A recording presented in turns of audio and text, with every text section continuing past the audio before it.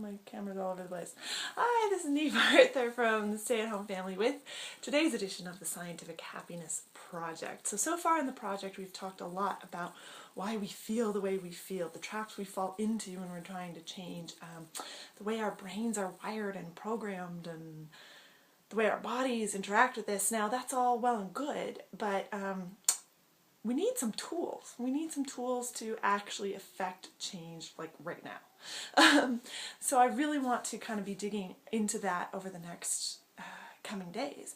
But first I want you to kind of understand the two different approaches that we can take when we're looking at changing the way we think, changing the way we feel, the way we respond. And you probably found, since starting to go through the Scientific Happiness Project, that just knowing the science behind it, that you feel a little bit different, that you feel a little more powerful, that just kind of understanding how your brain and body works together has given you some power and some control over it. Like, you've probably found that your brain is not running off down the rabbit hole of a specific neural pathway as often as it used to. You might find that your body's chemical addictions aren't coming up as much. Now, if you're not careful, those labels might have actually made you kind of do it more. But you've probably found that there's been some effect, some change, simply from understanding.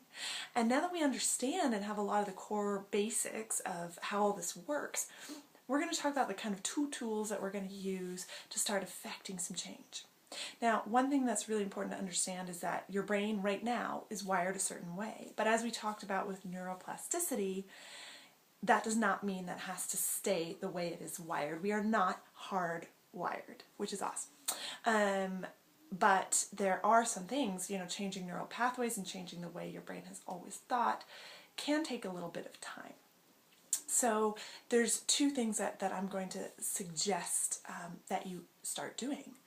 One is changing the deep wiring of your brain, of your unconscious, of how you filter things. And we all filter things based on our beliefs, and our beliefs are somewhat arbitrary. So in order to change that wiring, I'm going to recommend that you start with turning off your conscious mind and allowing stuff to bubble up from the unconscious while you're awake.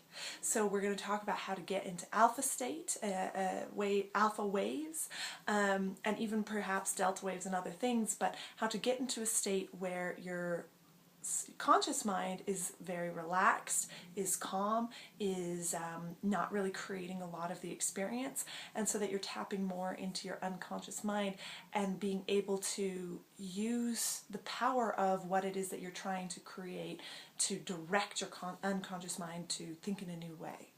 Now, all of that is kind of a fancy way to say we're going to be looking at meditation.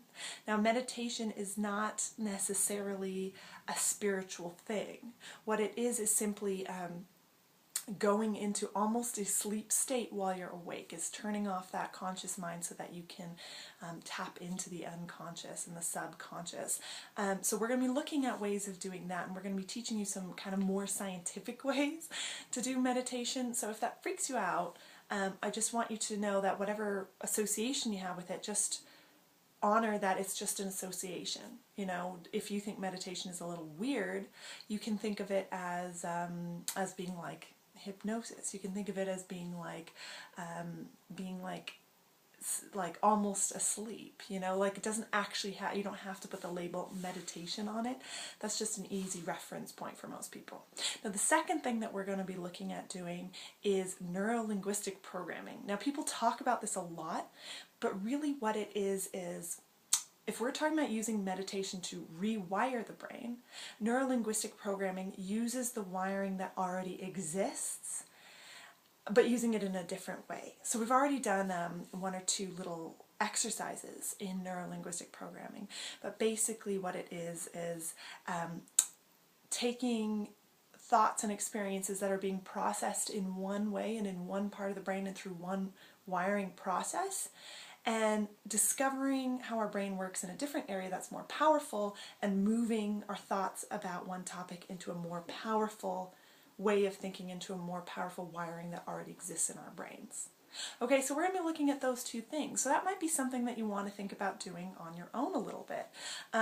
One book that has been massively, massively helpful for me is called Breaking the Habit of Being Yourself by Dr. Joe Dispenza. It digs into a lot of this stuff we've been talking about, the scientific happiness stuff, and then it leads into meditations that you can do for rewiring your brain, and he takes you through specific things that help you to unwire programming that's not helping you and rewire in a different way.